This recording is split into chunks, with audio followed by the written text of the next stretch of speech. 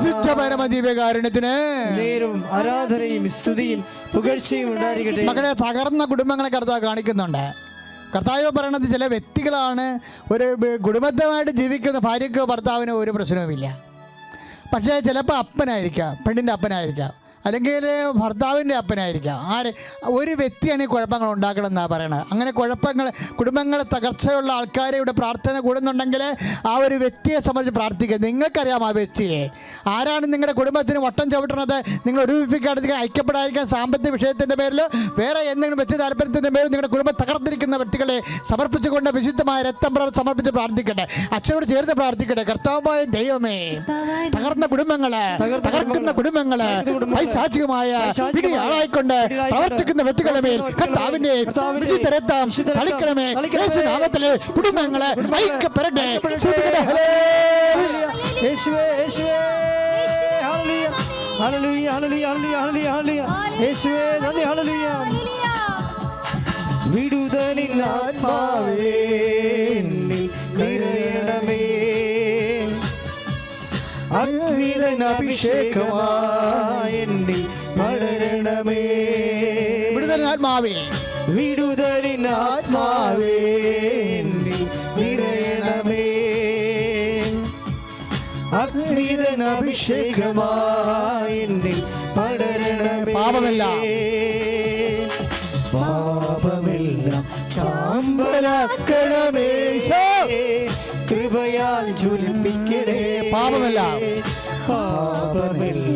ചാമ്പലാക്കണമേ, കൃപയാൽ ജ്വലിപ്പിക്കണേ. അഭിഷേകമേ, ഓ നീ അഭിഷേകമേ, ഓ നീ അഭിഷേകമേ, കാറ്റായി വീശണമേ, തീ കാറ്റായി വീശണമേ. ഓ നീ അഭിഷേകമേ, ഓ നീ അഭിഷേകമേ, കാറ്റായി വീശണമേ, തീ കാറ്റായി വീശണമേ. പരിശുദ്ധ പരമദിവ്യകാരുണ്യത്തിന് നേരവും ആരാധനയും സ്തുതിയും പുകഴ്ചയും. മക്കളെ, സാമ്പത്തിക തകർച്ചയിൽ കഴിയുന്നവരെ പ്രാർത്ഥിക്കേണ്ട സമയമാണ്. മക്കളില്ലാത്തവർ പ്രാർത്ഥിക്കേണ്ട സമയമാണ്. മക്കളെ ഓർത്ത് സങ്കടപ്പെടുന്നവർ പ്രാർത്ഥിക്കേണ്ട സമയമാണ്. ജീവിത മാർഗമില്ലാത്തവരും ജോലിയില്ലാത്തവരും പ്രാർത്ഥിക്കേണ്ട സമയമാണ്. അവർക്ക് ഇവിടെ അച്ഛൻ പ്രാർത്ഥിക്കാൻ പോകുന്ന കൂടെ പ്രാർത്ഥിക്കുക. കർത്താവായ ദൈവമേ, സാമ്പത്തിക തകർച്ചയിൽ വിഷമിക്കുന്നവര്, ജോലി ഇല്ലാത്തവര്, മക്കളെ ഓർത്ത് വിഷമിക്കുന്നവര്, കുടുംബ സമാധാനം ഇല്ലാത്തവര്, ആസക്തികളിലെ കർത്താവേ അബദ്ധമായി പോയവരെ യേശുവേ അവർ ഏറ്റെടുക്കണമേ. അമ്മേ, പരിശുദ്ധമ്മേ, അവർക്ക് വേണ്ടി മധ്യസ്ഥം വഹിക്കണമേ. യേശു ക്രിസ്തുവിന്റെ നാമത്തിലെ കുടുംബങ്ങള് സമാധാനം പ്രാപിക്കട്ടെ. ശ്രുതികട്ടെ. ഹല്ലേലൂയ ഹല്ലേലൂയ യേശുവേ ആരാധന ആരാധന യേശുവേ ആരാധന ആരാധന ആരാധന യേശുവേ ആരാധന. മക്കളെ, യാത്രയിലായിരിക്കുന്നവരെ, യാത്രക്കോട് ഉരുമ്പെടുന്നവരെ, തിരിച്ചു വരാൻ ആഗ്രഹിക്കുന്നവരെ എല്ലാവരെയും സംബന്ധിച്ച് പ്രാർത്ഥിക്കുക. സാങ്കേതിക കുരുക്കുകൾ, പാസ്പോർട്ടുകൾ, വിസകൾ, അക്കാമ, അതുപോലുള്ള എല്ലാ ജീവിക്കാൻ ജോലി ചെയ്യാൻ ആവശ്യമായ രേഖകളുടെ മേൽ നഷ്ടങ്ങൾ, കൈമോശങ്ങൾ, കൈപ്പഴി, മറ്റുള്ള അധീനതയിലായിപ്പോയ എല്ലാ സാങ്കേതിക സർട്ടിഫിക്കറ്റുകൾ, പരീക്ഷകളുടെ എല്ലാ തരത്തിലുള്ള വിഷമതകൾ, അതിന് സർട്ടിഫിക്കറ്റ് കിട്ടാത്തവർ, ജയിച്ചതിന് സർട്ടിഫിക്കറ്റ് കിട്ടാത്തവർ, അഡ്മിഷൻ കിട്ടാത്തവർ, എല്ലാ മേഖലകളെയും സമർപ്പിച്ച് പ്രാർത്ഥിക്കുന്ന സമയമാണ്.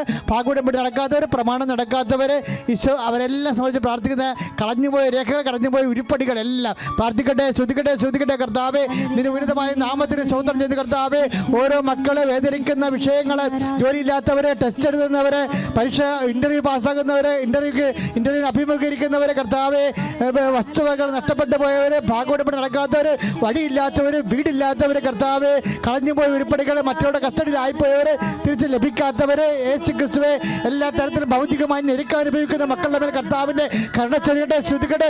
ഹല്ലേലൂയ ഹല്ലേലൂയ യേശുവേ ആരാധന ആരാധന ആരാധന യേശുവേ ആരാധന ആരാധന ആരാധന യേശുവേ ആരാധന.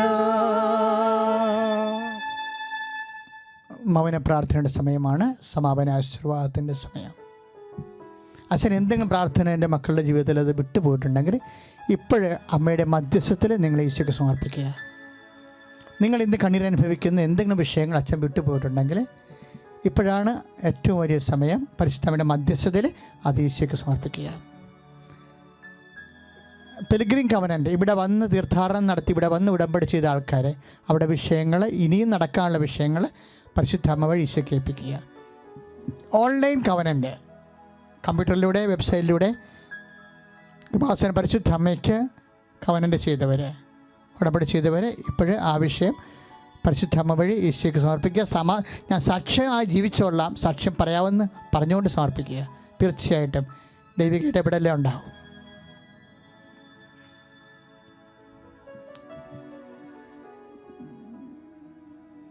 അതെല്ലാം നിങ്ങൾ ഹൃദ്യമായി പങ്കെടുത്തുകൊണ്ട് കൃപയും നിലനിൽക്കാൻ വേണ്ടി പ്രത്യേകം ഓർപ്പിക്കണം. ഇന്ന് കേട്ട വചനം ധ്യാനം ഒന്നുകൂടി നിങ്ങൾ യൂട്യൂബിൽ കേൾക്കണം. അതുപോലെ ഷെയർ ചെയ്യുകയും ചെയ്യണം. കാര്യം അത്ര വീണ് കിടക്കുന്നവർ വീഴാൻ പോകുന്നവരൊക്കെ ഉണ്ട്. അവർക്കെല്ലാം വേണ്ടിയാണ് ഈശോ സംസാരിച്ചത്. തീർച്ചയായിട്ടും നിങ്ങൾക്ക് ഉടമ്പടി എടുത്തവർ എല്ലാവരും തന്നെ നിങ്ങൾക്ക് ഇത് ഷെയർ ചെയ്യണ കാര്യം കർത്താവിൻ്റെ വചനം മറ്റുള്ള അറിയാത്തവർ അറിയിക്കുകയാണ്. നമ്മൾ അറിഞ്ഞവരെ ആഴപ്പെടുത്തുകയാണ്.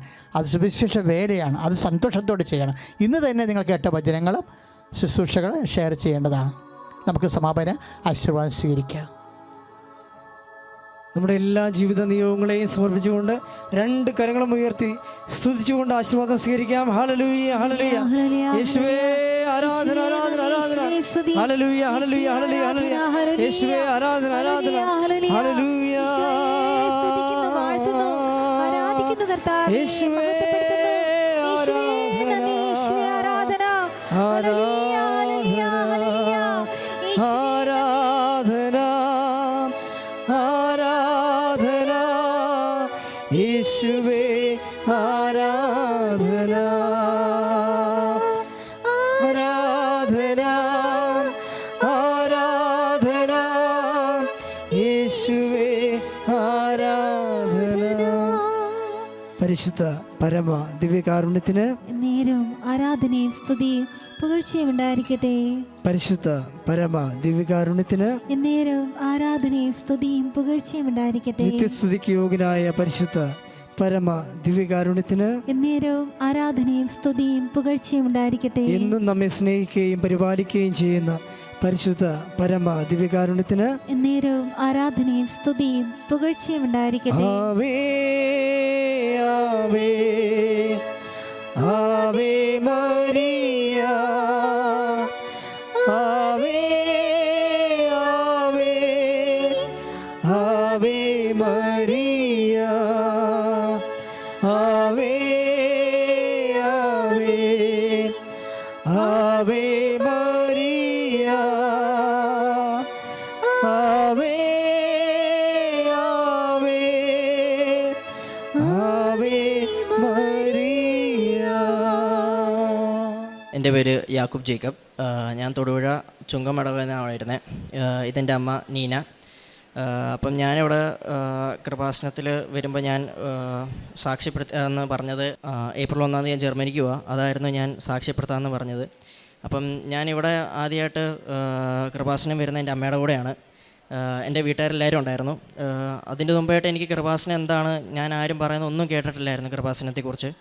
അപ്പം ഇങ്ങനെ ഞങ്ങൾ വരുന്നത് ഓഗസ്റ്റ് 2022 ഞാനും അപ്പയും അമ്മയും എല്ലാവരും കൂടെ ഒരുമിച്ച് വരുന്നത്. അതും ഒരു പത്രത്തിൻ്റെ ബലത്തിലായിരുന്നു ഞങ്ങൾ വന്നത്.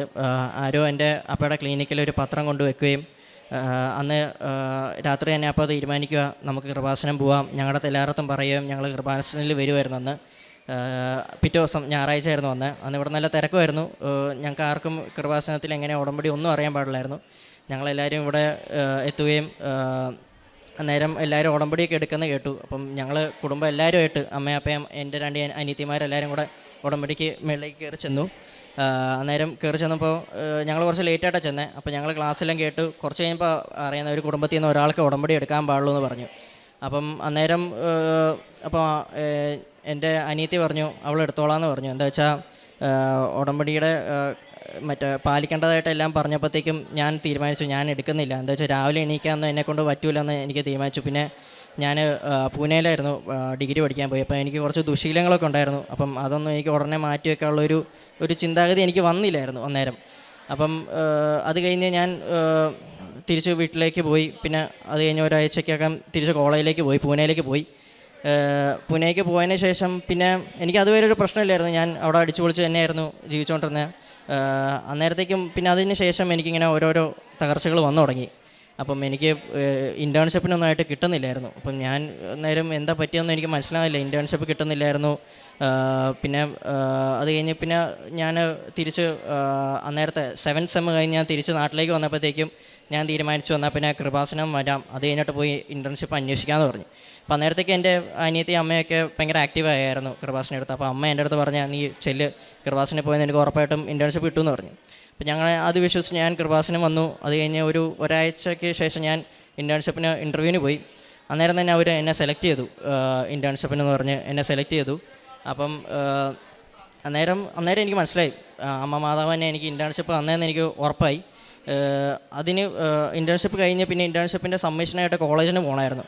അപ്പം കോളേജിന് എൻ്റെ കൊറോണ സമയത്തായിരുന്നു എൻ്റെ ഒരു 1.5 സെമ്മോളം. അപ്പോൾ ഞാൻ കോളേജിൽ പോയപ്പം അവർ ഫീസ് കുറച്ചായിരുന്നു, ഒരു 1.5 ലക്ഷം രൂപയോളം എനിക്ക് ഫീസ് കുറച്ചായിരുന്നു. അപ്പം ഞങ്ങളുടെ ബാച്ചിന് എല്ലാവർക്കും ഫീസ് കുറച്ചു. അപ്പം ഞാൻ സബ്മിഷനായിട്ട് കോളേജിലേക്ക് തിരിച്ചു വന്നപ്പോൾ അവർ പറഞ്ഞു നിന്നെ ഇനി അടുത്ത സെമ്മിലേക്ക് ഇനി നിനക്ക് സർട്ടിഫിക്കറ്റ് വേണമെങ്കിൽ ഈ 1.5 ലക്ഷം രൂപ അടക്കണം എന്ന് പറഞ്ഞു. ശരിക്കും ഞങ്ങൾ ഇച്ചിരി ക്രൈസിസിലായിരുന്നു. എന്താ വെച്ചാൽ എൻ്റെ അനിയത്തി അന്നേരം കോളേജിൽ കയറി. അപ്പം മൊത്തത്തിൽ 1.5 ലക്ഷം രൂപ എടുക്കാൻ ഞങ്ങളുടെ ഇല്ല. അപ്പം ഞാൻ അന്നേരത്തേക്കും എനിക്ക് ഭയങ്കര പേടിയായിപ്പോയി. ഇനിയിപ്പോൾ സർട്ടിഫിക്കറ്റ് കിട്ടൂല, ഇപ്പോൾ 1.5 ലക്ഷം എവിടെ നിന്ന് കൊടുക്കും എന്നൊന്നും ഒരു പിടുത്തമില്ലായിരുന്നു. അന്നേരം പെട്ടെന്ന് എൻ്റെ മനസ്സിലേക്കൊരു ചിന്ത വന്നു, കൃപാസനം പോവാം, ഉടമ്പടി എടുക്കാമെന്ന്. അപ്പം എന്ത് പ്രശ്നം വന്നാലും ഞാൻ അന്നേരത്തെ എൻ്റെ സിറ്റുവേഷൻ എന്താ വെച്ചാൽ ഒരു കടലിൻ്റെ നടുക്ക് നിൽക്കുന്ന പോലെ എങ്ങോട്ടാണ് പോകേണ്ടത്, എന്താ ചെയ്യേണ്ടതെന്ന് ഒരു പിടുത്തമില്ലായിരുന്നു. എനിക്കാണെങ്കിൽ എന്താ ചെയ്യേണ്ടത്, ഭയങ്കര വിഷമം, കരയണമെന്നുണ്ട്, കരയാനും പറ്റുന്നില്ല. അന്നേരത്തേക്ക് ആ സമയത്തേക്ക് എൻ്റെ ഇൻറ്റേൺഷിപ്പ് കഴിഞ്ഞ് ജോലിക്ക് തപ്പണമായിരുന്നു. അന്നേരം എന്താ ചെയ്യേണ്ടതെന്ന് ഒരു പിടുത്തമില്ലായിരുന്നു. അപ്പോൾ രണ്ടും കൽപ്പിച്ച് ഞാൻ കൃപാസനം വന്നു, ഉടമ്പടി എടുത്തു. അന്നേരം ഉടമ്പടി എടുത്തതിന് ശേഷം എനിക്ക് ജോലി കിട്ടിയതിന് ശേഷം ഞാൻ ശരിക്കൊന്നും പാലിച്ചില്ല. ഞാൻ ഉടമ്പടിയൊന്നും ശരിക്കും പാലിച്ചില്ല. അത് ശരിക്കുമായിട്ട് പറയാം, ഞാൻ ഞായറാഴ്ച മാത്രം കുർബാനയ്ക്ക് പോകുമായിരുന്നു, എന്നൊന്നും കുർബാനയ്ക്ക് പോകില്ലായിരുന്നു. കാരുണ്യപ്രവർത്തനം കാണുന്ന ആൾക്കാർക്കൊക്കെ സഹായിക്കുമായിരുന്നു. പത്രമാണെങ്കിൽ പോലും എനിക്ക് അന്നേരം ഭയങ്കര ഒരു നാണക്കേടായിരുന്നു. പത്രമൊക്കെ കൊടുക്കുന്നത്, ഇത് എങ്ങനെയാണ് കൊടുക്കുന്നത്, ആരെ കണ്ട് എങ്ങനെയാണ് കൊടുക്കുന്നത്. അപ്പം ഞാൻ എൻ്റെ നാട്ടിൽ തന്നെ ആദ്യത്തെ തവണ അമ്മ എൻ്റെ കൂടെ ഉണ്ടായിരുന്നു. ഞങ്ങൾ അവിടുത്തെ ചുറ്റിലുള്ള എല്ലാവർക്കും കൊടുത്തു. പിന്നെ അത് കഴിഞ്ഞ് ഞാൻ ഓർത്തു ഇനി വല്ല ബസ് സ്റ്റാൻഡിൽ പോയി കൊടുക്കാം, ആരും ഇല്ലാത്ത സമയം നോക്കി കൊടുക്കാം, ആരെങ്കിലും കണ്ടാൽ എന്തെങ്കിലും കളിയാക്കോ എന്തെങ്കിലുമൊക്കെ പറയുമോ എന്നൊക്കെ പുറത്ത് ഞാൻ ബസ് സ്റ്റാൻഡിൽ കൊണ്ട് പത്രം കൊടുക്കുമായിരുന്നു. പിന്നെ അത് കഴിഞ്ഞ് ആദ്യം കൊടുത്തപ്പോഴത്തേക്കും പിന്നെ എനിക്ക് മനസ്സിലായി ഇത് അങ്ങനെ ഒന്നും പേടിക്കേണ്ട, ദൈവം നമ്മുടെ കൂടെ ഉണ്ടെന്ന് ഉള്ളൊരു വിശ്വാസം വന്നു. അന്നേരം എന്നെ ഒത്തിരി കൂട്ടുകാർ കളിയാക്കുമായിരുന്നു, നീ എന്താടാ വിശുദ്ധനാകാൻ പോവാണോ, വല്ല അച്ഛനാകാൻ പോവാണോ എന്നൊക്കെ പറഞ്ഞ് എന്നെ ഒത്തിരി പേര് കളിയാക്കുമായിരുന്നു. അന്നേരം ആ വിശ്വാസത്തിൽ തന്നെ ഞാൻ നിന്നു. ഞാൻ 3 മാസം ഉടമ്പടിയിൽ ഞാൻ ഉടമ്പടി വെച്ച എല്ലാം എനിക്ക് നടന്നു. എനിക്ക് കോളേജുകാർ എൻ്റെ അടുത്ത് ഇങ്ങോട്ട് വിളിച്ചിട്ട് പറഞ്ഞു നീ ഇനി ഫീസ് അടക്കേണ്ടെന്ന് പറഞ്ഞു. അത് 1.5 ലക്ഷം രൂപ ഇനി ഫീസ് നീ അടക്കേണ്ടെന്ന് പറഞ്ഞു. പിന്നെ ഞാൻ ഇൻറ്റേൺഷിപ്പ് ചെയ്ത് അവിടെ തന്നെ എനിക്ക് ജോലി കിട്ടി. എല്ലാം കിട്ടിയപ്പോഴത്തേക്കും എനിക്കൊരു അഹങ്കാരമായിപ്പോയി. ഞാൻ പിന്നെ 3 മാസം കഴിഞ്ഞ് പിന്നെ ഉടമ്പടി അങ്ങ് നിർത്തി. പിന്നെ ഞാൻ പുതുക്കാൻ പോയില്ല. അപ്പം അങ്ങനെ വന്നപ്പോഴത്തേക്കും പിന്നെ എനിക്ക് നേരത്തെക്കാട്ടിലും വലിയ തകർച്ചകളായിരുന്നു വന്നത്. എനിക്ക് 2 തവണ എനിക്ക് ആക്സിഡൻറ്റ് പറ്റി. എനിക്ക് ആദ്യത്തെ തവണ സ്കൂട്ടറിലായിരുന്നു. സ്കൂട്ടർ ഒരു കാറിൻ്റെ ബാക്കിൽ പോയി ഇടിച്ച് സ്കൂട്ടർ ഫുള്ളും പൊളിഞ്ഞു. എനിക്ക് ഹെൽമെറ്റ് ഉണ്ടായിട്ട് ഞാൻ രക്ഷപ്പെട്ടു. എന്നിട്ടും എനിക്കൊന്നും മനസ്സിലായില്ല. എന്നിട്ട് സ്കൂട്ടറൊക്കെ ശരിയാക്കി തിരിച്ച് പിന്നെ ജോലിക്കൊക്കെ പോയി. പിന്നെ അത് കഴിഞ്ഞ് പിന്നെ രണ്ടാമത്തെ കാറിലായിരുന്നു. കാറാണെങ്കിൽ മഴയത്തായിരുന്നു, ഒരു വളവിൽ മറിഞ്ഞു, 2 തവണ മറിഞ്ഞു. അതെങ്ങനെ മറിഞ്ഞു എന്ന് നേരെ നിന്നെന്ന് എനിക്കിപ്പോഴും അറിയാൻ പാടില്ല. എന്താ വെച്ചാൽ ഇപ്പുറത്തെ സൈഡിൽ പമ്പ്, ഇപ്പുറത്തെ പോസ്റ്റ്, നടുക്ക് ഡിവൈഡർ, വണ്ടി അങ്ങനെ ഒരിക്കലും മറിഞ്ഞു വന്ന് നേരെ വയ്ക്കാൻ പറ്റില്ല. ഞാനാണെങ്കിൽ പോലും ആ വണ്ടിയുടെ ഡോറ് ചവിട്ടിപ്പൊളിച്ചാണ് പുറത്തേക്ക് ഇറങ്ങിയത്. എനിക്കാണെങ്കിൽ ഒരു പോറൽ പോലും പറ്റിയില്ലായിരുന്നു അന്ന്.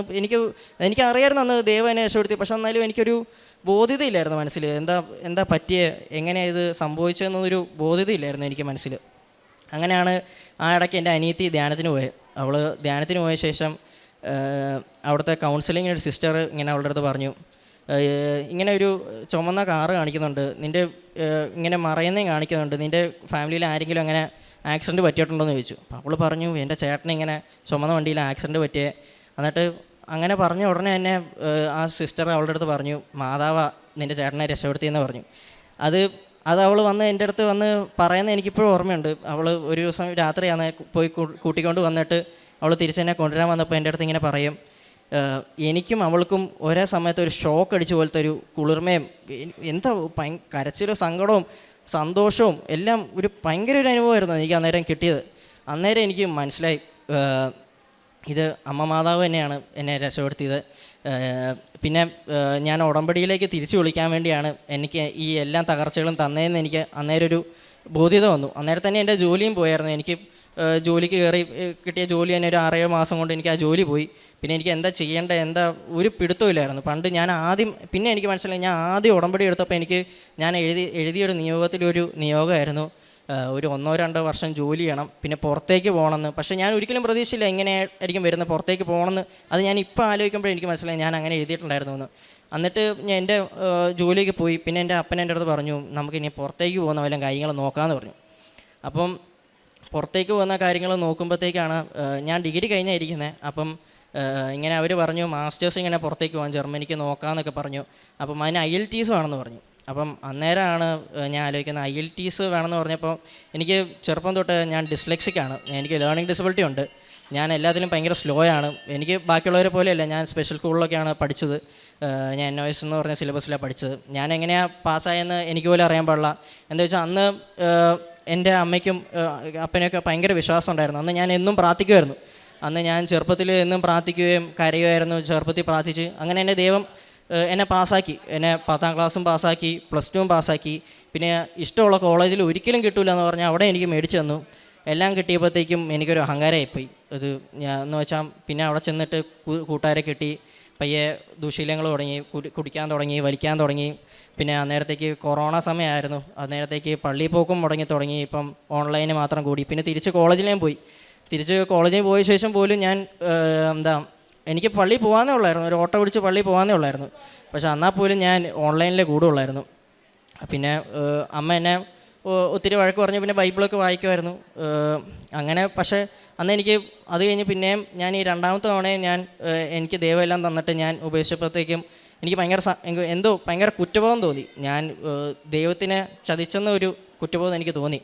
എനിക്ക് എല്ലാമൊക്കെ തന്നിട്ടും ഞാൻ 2 തവണ ദൈവത്തിനെ ചതിച്ചൊരവസ്ഥ എന്നുള്ളൊരു ഭയങ്കര ഒരു കുറ്റബോധം വന്നു. എന്നിട്ട് എൻ്റെ ആദ്യത്തെ തവണ ഞാൻ എന്നിട്ട് ഉടമ്പടി എടുക്കുന്ന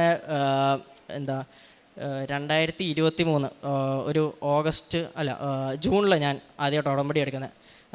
ജൂണിൽ ഞാൻ ഉടമ്പടി എടുക്കുമ്പോൾ ആദ്യത്തെ തവണ ഞാൻ ജൂണിൽ ഉടമ്പടി എടുക്കുന്നത്. അപ്പം ആദ്യത്തെ ഉടമ്പടിയിൽ വെച്ച് എനിക്കെല്ലാം കിട്ടി. പിന്നെ ആദ്യത്തെ ഉടമ്പടി മുടക്കിയപ്പോഴത്തേക്കും എൻ്റെ കാശ് രൂപം കാണാതെ പോയി. ആദ്യത്തെ ഉടമ്പടി മുടക്കി. പിന്നെ അത് കഴിഞ്ഞ് ഒരു 7 മാസം കഴിഞ്ഞ് 2024 ജാനുവരിയാണ് ഞാൻ ഉടമ്പടി പിന്നെ പുതുക്കുന്നത്. അപ്പോൾ ഞാൻ പുറത്തേക്ക് പോകാം, IELTS ചെയ്യാം. അമ്മ എൻ്റെ അടുത്ത് ഭയങ്കര ഇത് പറഞ്ഞു, നീ അമ്മ മാതാവിനെ വിശ്വസിച്ചാൽ നിനക്ക് ഉറപ്പായിട്ടും പാസ്സാം. അപ്പോൾ എനിക്ക് അന്നേരം കുറേ അത്ഭുതം ഇതെല്ലാം കണ്ടപ്പോഴത്തേക്കും എനിക്ക് ഭയങ്കര വിശ്വാസമായി. ഞാൻ അന്നേരം പോയി ഉടമ്പടി ജാനുവരി തന്നെ പോയി ഉടമ്പടി എടുത്തു. അത് കഴിഞ്ഞ് ഉടമ്പടി എടുത്തു. എനിക്ക് അന്നേരം ഇച്ചിരി കോൺഫിഡൻ്റ് ആയി. ഇനിയിപ്പോൾ എന്തായാലും ഞാൻ നല്ല രീതിയിൽ ഇംഗ്ലീഷ് സംസാരിക്കുമായിരുന്നു. അപ്പോൾ ഞാൻ അന്നേരം ഭയങ്കര കോൺഫിഡൻസ് ആവും, ഞാൻ സംസാരിക്കില്ല ഇനിയിപ്പം ബാക്കിയുള്ളതല്ലേ അതൊക്കെ സഹായിക്കുമെന്നുള്ള പറഞ്ഞുള്ള ഒരു ഇതിലായിരുന്നു. എന്നിട്ട് അവിടെയും എല്ലാവർക്കും എനിക്ക് നല്ല മാർക്ക് കിട്ടുന്നുണ്ടായിരുന്നു സംസാരിക്കും. പക്ഷേ ബാക്കിയുള്ളതിന് മാർക്ക് കിട്ടുന്നില്ലായിരുന്നു. പിന്നെ എന്നിട്ട് ഞാൻ അങ്ങനെ പോയി IELTS എക്സാം എഴുതി. അപ്പം IELTSൽ അന്നേരം ഞാൻ എക്സാം എഴുതി. എനിക്ക് ഏറ്റവും കുറവ് മാർക്കായിരുന്നു IELTSൽ കിട്ടിയത്. എനിക്ക് 5.5 ആയിരുന്നു കിട്ടിയത്. ഞാനത് കേട്ട് എല്ലാം കഴിയുമ്പോൾ ഞാനാണെങ്കിൽ ഭയങ്കരമായിട്ട് തകർന്നു പോയി. എന്താ ചെയ്യേണ്ടത്? ഞാൻ ആദ്യത്തെ തവണ ഉടമ്പടി എടുത്ത് എനിക്ക് എല്ലാം കിട്ടിയല്ലോ, എല്ലാം നടന്നല്ലോ. 2ാമത്തെ എണ്ണം എടുത്തിട്ടപ്പോഴത്തേക്ക് ഇതെന്തോ ഒന്നും കിട്ടാത്ത എനിക്കൊന്നും മനസ്സിലാകുന്നില്ലായിരുന്നു. ഇതെന്താ ഇങ്ങനത്തെ ഒരു അവസ്ഥ വന്നതെന്ന് എനിക്ക് ചിന്തിച്ചിട്ട് മനസ്സിലാകുന്നില്ലായിരുന്നു. പിന്നെ അത് കഴിഞ്ഞാൽ ഞാനൊരു സാക്ഷ്യം കാണുമ്പോഴാണ് എനിക്ക് മനസ്സിലായ എൻ്റെ കാശ് രൂപം കാണാതെ പോയിട്ട് ഞാൻ 2ാമത്തെ പുതുക്കിയത് ഉടമ്പടി. ഇപ്പം ഞാൻ പരീക്ഷയ്ക്ക് പോയപ്പോൾ കാശ് രൂപം കൊണ്ടുപോയില്ല, ഉപ്പും കൊണ്ടുപോയില്ല. എനിക്ക് അന്നേരം അറിയാൻ പാടില്ലായിരുന്നു. ഞാനെന്നിട്ട് പിന്നെ അത് കഴിഞ്ഞിട്ട് പിന്നെ എനിക്ക് മനസ്സിലായി കാശ് രൂപം ഇല്ലാത്തതിൻ്റെ പ്രശ്നമാണെന്ന് എനിക്ക് മനസ്സിലായി. എന്നിട്ട് ഞാൻ 2ാമത്തെ പോയി പിന്നെ ആദ്യം തൊട്ടേ ഉടമ്പടി അങ്ങ് എടുത്തു. കാശ് രൂപം എനിക്ക് കിട്ടി. അങ്ങനെ ഞാൻ 2ാമത്തെ 2ഉം കൽപ്പിച്ച് അങ്ങ് പോയി പരീക്ഷ എഴുതാൻ പോയി. പരീക്ഷ അന്നേരം എനിക്ക് ഭയങ്കര സങ്കടമായിരുന്നു. അന്നേരം തോറ്റു. അന്നേരത്തേക്ക് എന്നെ ഒരു ശരിക്കും ഒരു മാലാഖയെ പോലെ ഒരു ബ്രദർ എൻ്റെ അടുത്ത് വന്നിട്ട് ഇങ്ങനെ പറഞ്ഞു, നീ ധ്യാനത്തിന് പോയോ എന്നിട്ടുണ്ടോ എന്ന് ചോദിച്ചു. അപ്പം ഞാൻ പറഞ്ഞു ഞാൻ അവസാനമായിട്ട് ധ്യാനത്തിന് 10ാം ക്ലാസ്സിലാണെന്ന് ഞാൻ പറഞ്ഞു. അപ്പം നീ എന്തായാലും ഒരു ധ്യാനത്തിന് പോകണമെന്ന് പറഞ്ഞു. അപ്പം ഞാൻ വലിയ കാര്യമായിട്ട് ഓർത്തില്ല. പിന്നെ അത് കഴിഞ്ഞപ്പോൾ എനിക്ക് രണ്ടാമത്തെ ഡേറ്റ് ബുക്ക് ചെയ്തപ്പോൾ അത് നീണ്ടൊക്കെ പോവുക. അപ്പം അന്നേരം എനിക്ക് മനസ്സിലായി ചിലപ്പോൾ മാതാവായിട്ടായിരിക്കും ഓർപ്പിക്കുന്നത് ധ്യാനത്തിന് പോകാമെന്ന്. ഞാൻ ഒന്നും നോക്കാതെ അപ്പോൾ ആ ബ്രദർ എനിക്ക് അണക്കരയിൽ ഒരു ഇത് ബുക്ക് ചെയ്ത് തന്നു. ഡൊമിനിക് അച്ഛൻ്റെ ഒരു ധ്യാനം എനിക്ക് ബുക്ക് ചെയ്ത് തന്നു. ഞാനിട്ട് അണക്കരയിൽ ധ്യാനം കൂടാൻ പോയി ഞാൻ അന്ന് പൊട്ടിക്കരഞ്ഞു. അന്ന് മാതാവിനെ അവിടെ കൊണ്ടുപോയി ഞാൻ പൊട്ടിക്കരഞ്ഞ്. അത് കഴിഞ്ഞാണ് എനിക്ക് ഭയങ്കരമായിട്ടൊരു എനിക്ക് അന്നേരം ഒരു ഭാഷാവരവും ഞാൻ സ്തുതിക്കാനുള്ള എനിക്കൊരു വരവും കിട്ടി. പിന്നെ എനിക്ക് മാതാവ് ആരെങ്കിലും ഞാൻ പ്രാർത്ഥിക്കും, എനിക്ക് ഏതെങ്കിലും സ്പിരിറ്റ് എൻ്റെ അടുത്ത് മാതാവിൻ്റെ അടുത്ത് പ്രാർത്ഥിക്കുമ്പോൾ എനിക്ക് കുളിർമ വരും. പക്ഷെ എൻ്റെ കൈ നോക്കിയെന്ന് എനിക്ക് മനസ്സിലാവില്ല. പക്ഷേ എനിക്ക് ഭയങ്കര കുളിർമ വരുമായിരുന്നു അന്നേരം. പിന്നെ അത് കഴിഞ്ഞ് എനിക്ക് ഭയങ്കര ഒരു മാതാവായിട്ട് എന്നെ ഹെൽപ്പ് ചെയ്തതായിട്ട് എനിക്ക് ഭയങ്കരമായിട്ട് തോന്നി. പിന്നെ അത് കഴിഞ്ഞാൽ രണ്ടാമത്തെ ഉടമ്പടി എടുത്ത് ഞാൻ പരീക്ഷ എഴുതി. എനിക്കാണെങ്കിൽ അന്ന് ഞാൻ ഒരിക്കലും ഇതേവരെ ഞാൻ 2 ടാസ്ക് ഉണ്ട് റൈറ്റിങ്ങിൻ്റെ. 2 ടാസ്ക് ഞാൻ ഒരിക്കലും എഴുതി തീർത്തിട്ടില്ല. പക്ഷെ അന്ന് ഞാൻ 2 ടാസ്ക് എഴുതിയും തീർത്തു. അതും കൂടാതെ ഞാനൊരു എക്സ്ട്രാ പേപ്പർ എഴുതി. അതെല്ലാം ഞാൻ കറക്റ്റായിട്ട് എഴുതി. എന്നിട്ട് ഞാൻ നോക്കുമ്പോഴത്തേക്ക് എനിക്ക് വേണ്ടത് 6.5 മാർക്കായിരുന്നു IELTS-ന്. അതെനിക്ക് കിട്ടി. അന്ന് 6.5 മാർക്ക് IELTS മാതാവ് എന്നെ കൊണ്ട് എനിക്ക് പാസ്സാക്കി തന്നെ. ഞാൻ പറഞ്ഞായിരുന്നു ഞാൻ IELTS പാസ്സായിക്കൊണ്ട് ഞാൻ സാക്ഷ്യപ്പെടുത്താമെന്ന്. പിന്നെ രണ്ടാമത്തെ ഞാൻ പിന്നെയും പുതുക്കിയപ്പോഴത്തേക്കും ഞാൻ കോളേജിന് അപ്ലൈ ചെയ്യാൻ വേണ്ടി വെച്ചത്. അപ്പം എനിക്ക് ജർമ്മനിക്ക് പോകണമെന്നായിരുന്നു ഞാൻ അപ്ലൈ ചെയ്തത്. അപ്പം രണ്ടാമത്തെ ഞാൻ കോളേജിന് അപ്ലൈ ചെയ്തിട്ട് എനിക്ക് കിട്ടിയില്ല കോളേജിന്. അപ്പം അന്നേരം ഞാൻ പിന്നെ ഭയങ്കര ഡൗൺ ആയിപ്പോയി. എന്താ ചെയ്യേണ്ടതെന്ന് ഒരു പിടുത്തമില്ല. അപ്പം അന്നേരം തന്നെ എനിക്ക് മാതാവ് ഒരു വഴി കാണിച്ചു തന്നു. വേറൊരു എനിക്ക് ഓപ്പർച്യൂണിറ്റി കാർഡ് എന്ന് പറഞ്ഞ ഓപ്ഷൻ ഉണ്ട്. ഇപ്പം നമ്മൾ ഡിഗ്രി കഴിഞ്ഞ് പോവുകയാണെങ്കിൽ നമുക്ക് എന്തായാലും B2 ഡിഗ്രിക്ക് പോകണമെങ്കിൽ B2 വേണം. എനിക്കാണെങ്കിൽ B2 ഇല്ല, എനിക്ക് ആകെ IELTS മാത്രമേ ഉള്ളൂ. അപ്പോൾ മാസ്റ്റേഴ്സിന് പോകാൻ പറ്റില്ല. അപ്പോഴത്തേക്കാണ് എനിക്ക് ഇങ്ങനൊരു ഓപ്പർച്യൂണിറ്റി കാണിച്ചു തന്നത്. ഓപ്പർച്യൂണിറ്റി കാർഡിൽ പോവാം IELTS വെച്ച്, പിന്നെ A1 ഏറ്റവും പഠിച്ചാൽ മതി. അപ്പോൾ ഞാൻ എന്നിട്ട് അങ്ങനെ അപ്ലൈ ചെയ്തു. അങ്ങനെ അത് അപ്ലൈ ചെയ്ത് കഴിഞ്ഞിട്ടേക്ക് എനിക്ക് പിന്നെ വിശ്വാസ പ്രോസസ്സിങ് എല്ലാം എനിക്ക് അതിനും തടസ്സം ഉണ്ടായിരുന്നു. പക്ഷെ അതെല്ലാം ഞാൻ പിന്നെ പിന്നെ 1 വർഷമായിട്ട് ഇപ്പോൾ ഉടമ്പടി ജീവിതത്തിലാണ് ഞാൻ ജീവിക്കുന്നത്. എന്നും പള്ളിയിൽ പോവും, ശുശ്രൂഷ ചെയ്യും. ഞാനും അമ്മയും കൂടെ ഒരുമിച്ച് പോയ ശുശ്രൂഷ ചെയ്യുന്നത്. എനിക്ക് ഭയങ്കര ഒരു വിശ്വാസമായി കൃപാസനിൽ. ഞാൻ ആരെ കണ്ടാലും എൻ്റെ കൂട്ടുകാരൊക്കെ കാണുമ്പോൾ ഞാൻ അവരുടെ പറയും, നീ കൃപാസനിൽ പോയ നിൻ്റെ എല്ലാം നീ രക്ഷപ്പെടുമെന്ന് പറഞ്ഞു. ഞാൻ എൻ്റെ ജീവിതമൊക്കെ എല്ലായിടത്തും പറയും. ഞാൻ പത്രം കൊടുക്കാൻ പോകുമ്പോഴും ഞാൻ എല്ലായിടത്തും പറയും, ഈ പത്രമാണ് എന്നെ രക്ഷപ്പെടുത്തിയത്. ഞാൻ എന്നിട്ട് എല്ലായിടത്തും എല്ലാവരും പറയും ഓ അതൊന്നും നടക്കില്ല. പക്ഷെ എന്നാൽ പോലും ഞാൻ കുറേ പേരുടെ അടുത്ത് പറയും, വീഡിയോ ഡെയിലി ബ്രെഡ് എല്ലാവർക്കും അയച്ചു കൊടുക്കുകയും എനിക്കൊരു ധൈര്യമായി. എന്തൊക്കെ തകർച്ച വന്നാലും മാതാവിൻ്റെ കൂടെ കാണും. എന്നെ ട്രെയിൻ ചെയ്തെടുക്കാൻ വേണ്ടിയാണ് എനിക്ക് തകർച്ചകൾ തരുന്നതെന്ന്. പിന്നെ പോകുന്നതിന് മുമ്പ് എൻ്റെ ഫ്രണ്ട് പറഞ്ഞായിരുന്നു, നീ പോവുകയാണെങ്കിൽ ഒരു ഹെവി ലൈസൻസ് എടുത്തുകൊണ്ട് പൊക്കോളാൻ പറഞ്ഞു. അപ്പം അന്നേരം ഞാൻ ഓർത്ത് വന്നാൽ പിന്നെ അതും എടുത്തേക്കാന്ന് ഓർത്ത് ഞാൻ അതും ഉടമ്പടി വെച്ചായിരുന്നു. അപ്പം അങ്ങനെ ഹെവി ലൈസൻസും എനിക്ക് എൻ്റെ ജീവിതത്തിൽ ഭയങ്കര കോൺഫിഡൻ്റ് ആയിട്ടുള്ളൊരു കാര്യം എന്താ വെച്ച് കഴിഞ്ഞാൽ വണ്ടി ഓടിക്കലായിരുന്നു. ഞാൻ ചെറുപ്പം തൊട്ടേ വണ്ടി ഓടിക്കും. പക്ഷേ റോട്ടിൽ ലൈസൻസ് കിട്ടിയ റോട്ടിൽ ഓടിക്കാം. പക്ഷേ എനിക്ക് ഭയങ്കര ഒരു കോൺഫിഡൻ്റ് ആയിരുന്നു. ഞാൻ എന്ത് ചെയ്താലും പാസ്സാവും ഓടിക്കുമെന്ന് പറഞ്ഞുള്ളൊരു കോൺഫിഡൻറ്റിലായിരുന്നു. അന്നേരം ഞാൻ അതിൽ ഏറ്റവും എളുപ്പമുള്ള ലേണേഴ്സ് പോലെ ഹെവി ലൈസൻസിന് ഒരു ടെസ്റ്റ് ഉണ്ട്, ബാഡ്ജ് എന്ന് പറഞ്ഞ്. അത് ഞാൻ പോയി എഴുതി ആദ്യത്തെ ഇത് തന്നെ ഞാൻ തോറ്റുപോയി. ഞാൻ ആലോചിച്ചു ഇതെന്താ ഇങ്ങനെ തോറ്റു പോകുന്നത്, ഇത് എളുപ്പമുള്ളതാണല്ലോ. പിന്നെ അത് കഴിഞ്ഞ് എനിക്ക് മനസ്സിലായി ഞാൻ ഉപ്പൊന്നും കയ്യിൽ കൊണ്ടുപോയില്ല, ഉപ്പും വെതറി. ഞാൻ കോൺഫിഡൻ്റ് ആയിട്ട് പോയിട്ട് ഞാനവിടെ പോയി ഉപ്പും വെതറിയില്ല, കാശുരൂപം കയ്യിൽ കൊണ്ടുപോയില്ല, പിന്നെ വിശ്വാസ പ്രമാണവും പറഞ്ഞില്ല. പിന്നെ രണ്ടാമത്തെ തവണ ഞാൻ പിന്നെ ഇതെല്ലാമായിട്ട് പോയി.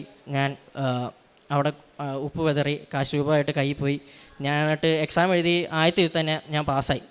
പിന്നെ രണ്ടാമത്തെ ടെസ്റ്റ് വന്നപ്പോഴും ഇത് തന്നെ, ഞാൻ കാശ് രൂപം കൈ കൊണ്ടുപോയി, പക്ഷേ വിശ്വാസ പ്രമാണം പറഞ്ഞില്ല. ഞാൻ ആ ഒരു ടെൻഷനിൽ അങ്ങനെ ഇരുന്നു. റോഡ് ടെസ്റ്റിന് ടീ എടുക്കണ്ടേ, കാറിനൊക്കെ ഹെച്ചാ, ഇതിന് ടീയാ. അപ്പം ഞാൻ ടീ എടുത്തപ്പോൾ കമ്പിയെ തട്ടി. അപ്പം അന്നേരം എനിക്ക് അന്നേരം വിഷമമായി. ഞാൻ അന്നേരം പോകാറായിരുന്നു. അപ്പോഴത്തേക്കും ഞാൻ ശരിക്കും മാർച്ച് ആദ്യം പോകാമെന്ന് വെച്ച് ഇരിക്കുമായിരുന്നു അന്നേരത്തേക്കും. പക്ഷേ എൻ്റെ വിസ വന്നില്ല. അപ്പം ഞാൻ ഉടമ്പടി വെച്ചിട്ടുണ്ടായിരുന്നു, ഇങ്ങനെ എനിക്ക് ഹെവി ലൈസൻസ് വേണം പോകുന്നതിന് മുമ്പേ ഞാൻ ഉടമ്പടി വെച്ചിട്ടുണ്ടായിരുന്നു. അപ്പോഴത്തേക്കും അന്നേരത്തേക്ക് വിസ വന്നില്ല. അപ്പോഴത്തേക്കും എനിക്ക് അടുത്ത ഡേറ്റ് കിട്ടി. എനിക്ക് കഴിഞ്ഞ ആഴ്ചയായിരുന്നു എൻ്റെ ടെസ്റ്റ്. അത് ഞാനത് ടീയും എല്ലാം ഈ പ്രാവശ്യം ഞാൻ ഉപ്പും എല്ലാം എടുത്തു പോയി, കാശ് രൂപം കയ്യിൽ പോയി, ടീ എടുത്തു, അതും പാസ്സായി. പിന്നെ റോഡ് ടെസ്റ്റും ഭയങ്കര എളുപ്പമായിരുന്നു എല്ലാം. പിന്നെ എൻ്റെ ലൈസൻസും എനിക്ക് കൈ കിട്ടി. പിന്നെ വേറൊരു എൻ്റെ ഒരു ഇതായിരുന്നു, നിയോഗമായിരുന്നു. ഞാൻ എവിടെ പോയാലും ജർമ്മനിയിൽ എവിടെ പോയി നിൽക്കുവാണെങ്കിലും എൻ്റെ തൊട്ടടുത്ത് ഒരു പള്ളി വേണം. പള്ളി എനിക്ക് എന്നും കുർബാന കൂടണം. ഞാൻ ഈ ഉടമ്പടി ജീവിതത്തിൽ ജീവിക്കുമ്പോഴത്തേക്കും എനിക്ക് ഭയങ്കര ഒരു കൃപ കിട്ടിയെന്ന് വെച്ചാൽ ഞാൻ എന്നും പള്ളിയിൽ പോകുന്നതായിരുന്നു. എന്താണെന്ന് വെച്ചാൽ ഞാൻ ഒരു ദിവസം പള്ളിയിൽ പോയില്ലെങ്കിൽ എനിക്ക് എന്തോ ജീവിതത്തിൽ എന്തോ കുറവുള്ള പോലെയാണ്. ഞാനാണെങ്കിൽ പണ്ടൊന്നും മര്യാദയ്ക്ക് കുർബാനയ്ക്കൊന്നും പോയില്ലായിരുന്നു. ഞാനാണെങ്കിൽ ക്രിസ്മസിനൊക്കെ ആണെങ്കിൽ അവിടെ പള്ളിയുടെ ബാക്കിൽ പോയി കൂട്ടുകാരുടെ അടുത്ത് കഥയും പറഞ്ഞുകൊണ്ട് അവിടെ ഇരിക്കുമായിരുന്നു. ഞാൻ കുർബാനയ്ക്കും പോകില്ല. കുർബാനയുടെ സീരിയസ്നെസ് എന്താണെന്ന് എനിക്ക് കറക്റ്റായിട്ട് അറിയില്ലായിരുന്നു. പിന്നെ അത് കഴിഞ്ഞ് ഞാൻ ഉടമ്പടി ജീവിതത്തിൽ ജീവിക്കാൻ തുടങ്ങിയപ്പോഴാണ് എനിക്ക് മനസ്സിലായത് നമ്മൾ ഈശോനെ സ്വീകരിക്കുക നമ്മളിലേക്ക്. അന്നേരം നമ്മൾ കുമ്പസാരിച്ച് വിശുദ്ധീകരിച്ചാണ് നമ്മൾ പോകേണ്ടത്. ഞാനാണെങ്കിൽ അന്നേരം മാസത്തിലൊരിക്കലോ 2 മാസത്തിലൊക്കെ കുമ്പസാരിക്കുള്ളായിരുന്നു. എനിക്കതിൻ്റെ സീരിയസ്നെസ് എന്താണെന്ന് എനിക്ക് അറിയാൻ പാടില്ലായിരുന്നു. ഞാൻ പിന്നെ അത് കഴിഞ്ഞ് ഞാൻ ഉടമ്പടി ജീവിതത്തിൽ ജീവിച്ച് എന്നും കുർബാനയ്ക്ക് പോകുമ്പോൾ എനിക്ക് ശരിക്കും ഫീൽ ചെയ്യാം ഞാൻ ഈശോനെ സ്വീകരിക്കുന്നത്. എനിക്ക് പിന്നെ ഒരു ദിവസം കുർബാനയ്ക്ക് പോയില്ലെങ്കിൽ ഭയങ്കര ഒരു ബുദ്ധിമുട്ടാണ്. ഞാൻ മാക്സിമം എല്ലാ ദിവസവും തന്നെ കുർബാനയ്ക്ക് പോകും, ബൈബിൾ വായിക്കും. പണ്ടാണെങ്കിൽ ഞാൻ ബൈബിൾ വായിക്കുമ്പോൾ എനിക്കൊന്നും മനസ്സിലാവില്ലായിരുന്നു. ഞാൻ ചുമ്മാ കഥ വായിച്ചു ഒന്നുമില്ല, ഇങ്ങനെ വായിച്ച് പോകുമായിരുന്നു. പിന്നെ അത് കഴിഞ്ഞ് ഞാൻ ബൈബിൾ വായിക്കാൻ തുടങ്ങിയപ്പോഴത്തേക്കും എനിക്ക് എല്ലാം മനസ്സിലാകുന്നുണ്ടായിരുന്നു. ഞാൻ എന്താ വായിക്കുന്നത് എനിക്ക് അച്ഛൻ പ്രസംഗിക്കുമ്പോഴും എനിക്ക് കണക്ട് ചെയ്ത് കിട്ടുമായിരുന്നു. എല്ലാം കറക്റ്റായിട്ട് കിട്ടുമായിരുന്നു. പിന്നെ എൻ്റെ അമ്മയുടെ കൊടുക്കും. ഞാൻ ഈ ഉടമ്പടിയൊക്കെ എടുത്തു കഴിഞ്ഞ പിന്നെ ഞാൻ ചെറുപ്പത്തിൽ നന്നായിട്ട് പ്രാർത്ഥിക്കുന്ന ആളാണ്. പക്ഷേ എനിക്കെപ്പോഴും ദൈവത്തോട് നന്നായിട്ട് കുറച്ചുകൂടെ അടുക്കണം എന്ന് ഭയങ്കര ആഗ്രഹമായിരുന്നു. അതുപോലെ ഞാൻ ഉടമ്പടി എടുത്ത പിന്നെ എനിക്ക് മാതാവിനെ എനിക്ക് ശരിക്കും അറിയത്തില്ലായിരുന്നു. കാരണം ഞാൻ LKG till 10th വരെ ഞാൻ ഊട്ടിയിലാണ് പഠിച്ചത്, ഒരു CSI സ്കൂളിലാണ് പഠിച്ചത്. അപ്പോൾ ആ ഒരു സ്പിരിച്വൽ ഇതിലാണ് ഞാൻ വളർന്നത്. പിന്നെ എന്നെ ഒരു കാത്തലിക് കുടുംബത്തിൽ കെട്ടിച്ചു. I was a Yakoba. എന്നിട്ട് അവിടവും കുറച്ച് കഴിഞ്ഞ് അപ്പം നന്നായിട്ട് പ്രാർത്ഥിക്കുമായിരുന്നു. അപ്പോൾ കുറച്ച് വർഷം കഴിഞ്ഞിട്ടാണ് എനിക്ക് മാതാവിനെ മനസ്സിലായത്. പക്ഷേ എന്നാലും അത്ര അടുപ്പമില്ലായിരുന്നു. പക്ഷേ ഉടമ്പടി എടുത്തേ പിന്നെ എനിക്ക് വേറെ ധ്യാനമൊക്കെ കൂടി എല്ലാം കഴിഞ്ഞപ്പോഴത്തേക്ക് എനിക്ക് ശരിക്കും അമ്മേനെ എൻ്റെ സ്വന്തം അമ്മയായിട്ട് സ്നേഹിക്കാൻ പറ്റി. ഞങ്ങൾ ഇത് കാരുണ്യപ്രവർത്തനങ്ങൾ എങ്ങനെയാണെന്ന് വെച്ചാൽ ഞാനും അമ്മയും കൂടെ പത്രം കൊടുക്കാൻ പോയായിരുന്നു. പിന്നെ എല്ലാ മാസവും ഒരിക്കൽ ഗവൺമെൻറ് ആശുപത്രി ഫുഡ് കൊടുക്കാൻ പോകും. പിന്നെ ഓൾഡ് ഏജ് ഹോമിൽ ഞങ്ങൾ പ്രായമുള്ള ആൾക്കാരെ പോയി കണ്ട് സംസാരിക്കും. അമ്മയാണെങ്കിൽ കുരിശോട്ട് അവരെ പ്രാർത്ഥിച്ച് അവർക്ക് വേണ്ടി പ്രാർത്ഥിക്കും. ഗവൺമെൻറ് ഹോസ്പിറ്റലാണെങ്കിൽ പോവുകയാണെങ്കിൽ പോലും എല്ലാവരുടെ അടുത്ത് സംസാരിച്ച് പത്രം കൊടുത്ത് കൃപാസനത്തിൻ്റെ പിന്നെ എണ്ണ കൊടുക്കില്ല, പക്ഷേ എന്നാൽ കുരിശ് കൊടുത്ത് എല്ലാവരും ഉടമ്പടി തൈലം എല്ലാവരുടെയും തലയെ തൊട്ട് കുരിശ് വരിച്ച് പ്രാർത്ഥിക്കുമായിരുന്നു. പിന്നെ അവിടെ ആവശ്യമുള്ള ആൾക്കാർക്ക് അമ്മ പൈസയും കൊടുക്കുമായിരുന്നു. പിന്നെ അത് കഴിഞ്ഞ് ഞങ്ങളൊരു ഗവൺമെൻറ് ഓൾഡ് ഏജ് ഹോമിലായിരുന്നു പൊയ്ക്കൊണ്ടിരുന്നത്. അപ്പം അവിടെ ഇടയ്ക്ക് ഒരു ഓഫീസർ വന്നിട്ട് ഞങ്ങളുടെ അടുത്ത് ഭയങ്കരമായിട്ട് ചൂടായി. എന്നിട്ട് പറഞ്ഞു ഇനി ഇങ്ങോട്ടേക്ക് വന്നേക്കില്ല, ഇവിടെ ഒന്നും കൊടുക്കാൻ പറ്റില്ല എന്ന് പറഞ്ഞു. അന്നേരം ഞങ്ങൾക്ക് ഭയങ്കര വിഷമമായി പോയി, ഒരു സ്ഥലം നമുക്ക് കിട്ടുന്നില്ല. പിന്നെ അത് കഴിഞ്ഞ് ദയവായിട്ട് ഞങ്ങൾക്ക് അടുത്ത് തന്നെ ഒരു ദിവ്യരക്ഷാലയം എന്ന് പറഞ്ഞ് മെൻ്റലി ചെറിയ ചാലഞ്ചഡ് ആയിട്ടുള്ള ആൾക്കാർ, പക്ഷേ പ്രായമുള്ള ആൾക്കാർ താമസിക്കാൻ സ്ഥലമാണ്. അപ്പം അവിടെ ചെന്നപ്പോഴാണ് ഞങ്ങൾക്ക് അവിടെ എല്ലായിടത്തും ഞാൻ വിസ മേടിക്കാൻ പോയപ്പോഴും അവിടെയും കൃപാസനത്തിൻ്റെ ഫോട്ടോ, ഇവിടെ ദിവ്യരക്ഷാലയം പോകുമ്പോഴത്തേക്കും അവിടെയും കൃപാസനത്തിൻ്റെ ഫോട്ടോ, ഞാൻ എല്ലായിടത്തും അന്നേരം എനിക്ക് മനസ്സിലാകുന്നുണ്ട് മാതാവ് എന്നെ ഗൈഡ് ചെയ്യുക, ഓരോ സ്ഥലത്തേക്ക് ഞങ്ങളെ കൊണ്ടുപോവുക. എന്നിട്ട് പിന്നെ ഞങ്ങൾ അവിടെ എല്ലാം പേഷ്യൻസിനെ നോക്കും, അവിടുത്തെ പാത്രങ്ങളെല്ലാം ഞങ്ങൾ കഴുകുമായിരുന്നു. അവിടുത്തെ ഒരു 10-100 പേഷ്യൻസ് ഉണ്ടായിരുന്നു. അവിടുത്തെ എനിക്ക് തോന്നുന്നു ഒരു 300ഓളം പേഷ്യൻ്റ് ഉണ്ടായിരുന്നു. പക്ഷേ കുറച്ചൊരു 150 പേരുടെ പാത്രം ഞാനും അമ്മയും കൂടെ കഴുകിയിട്ടുണ്ട് അവിടുത്തെ. പിന്നെ അവിടുത്തെ പരിസരം മുഴുവൻ ഞാൻ തൂത്തുവാരിയിട്ടുണ്ട് അവിടുത്തെ. അങ്ങനെ ശരിക്കും പിന്നെ അത് കഴിഞ്ഞ് ഞാൻ പള്ളിയിൽ പണ്ട് പൈസ ഒന്നും ഇടൂലായിരുന്നു. അപ്പം പിന്നെ ഞാൻ ഈ ഉടമ്പടി ജീവിതത്തിൽ ജീവിക്കാൻ തുടങ്ങിയപ്പോഴത്തേക്ക് ഞാൻ പള്ളിയിൽ പൈസ ഇടാൻ തുടങ്ങിയപ്പോഴത്തേക്ക് എനിക്ക് മനസ്സിലാകുന്നുണ്ട്, ഞാനിപ്പോൾ ഒരു 100 ഇടുവാണെങ്കിൽ അതിൻ്റെ ഇരട്ടി പൈസയായിട്ട് എനിക്ക് തിരിച്ചെൻ്റെ പേഴ്സിൽ ആവശ്യമുള്ള സമയമാകുമ്പോൾ എനിക്ക് കിട്ടുന്നുണ്ടെന്ന് എനിക്ക് മനസ്സിലായി. എങ്ങനെയാണെന്ന് വെച്ചാൽ ഞാൻ ഇപ്പം പണ്ടൊക്കെ എന്തെങ്കിലും ബുദ്ധിമുട്ട് വരുമായിരുന്നെങ്കിൽ കൂട്ടുകാരുടെ അല്ലെങ്കിൽ ആരെങ്കിലും അടുത്ത് ചോദിക്കുമായിരുന്നു പൈസ. പക്ഷേ ഞാൻ പിന്നെ പള്ളിയിലും ആൾക്കാർക്കൊക്കെ പൈസ കൊടുക്കാൻ തുടങ്ങിയപ്പോഴത്തേക്കും എനിക്ക് എന്തെങ്കിലും ഒരു ആവശ്യം വന്നു കഴിഞ്ഞാൽ അപ്പോൾ എൻ്റെ പേഴ്സിൽ കാശുണ്ടാകാൻ തുടങ്ങി. അപ്പോഴത്തേക്കും പിന്നെ അത് മാത്രമല്ല, ഞാൻ ഇപ്പം ഒരു 500 രൂപ മാത്രം എൻ്റെ കയ്യിൽ ഉണ്ടെങ്കിൽ പോലും ഞാനത് പള്ളി ഇടുമായിരുന്നു. പണ്ടൊന്നും ഞാൻ അത് ഇടുകയില്ലായിരുന്നു. അപ്പോൾ അത്രയും പൈസ ആണെങ്കിൽ പോലും ഞാൻ മൊത്തം അത് പള്ളി ഇടും. എനിക്ക് വിശ്വാസമുണ്ട് ദൈവം എന്നെ സഹായിക്കും. ഞാൻ ആരെ എന്ത് സഹായിച്ചാലും ദൈവം എന്നെ സഹായിക്കും എന്നുള്ള ഒരു പൂർണ്ണബോധം എനിക്ക്. ഞാൻ അടുത്ത ചൊവ്വാഴ്ചയാണ് ജർമ്മനിക്ക് പോകുന്നത്. 1-ാം തീയതി രാത്രി 10:30-ക്കാണ് എൻ്റെ ഫ്ലൈറ്റ്. അപ്പം എന്നെ ഇവിടെ മാതാവായിട്ട് കൊണ്ടുവരുന്നതിൻ്റെ മാതാവിനും ഈശോപ്പച്ചനും മാതാവിനും പറഞ്ഞാൽ തീരാത്തത്ര നന്ദി.